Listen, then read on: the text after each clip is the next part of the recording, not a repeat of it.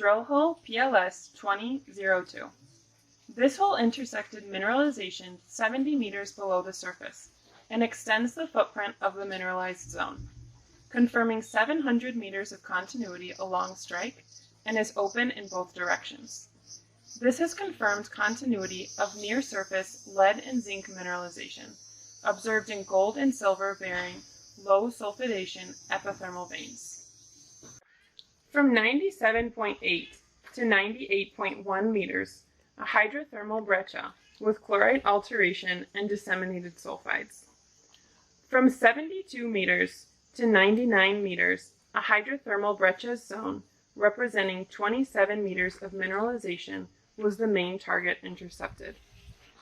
However, the drill hole continues with some interesting alteration zones and breccias with anomalous mineralization.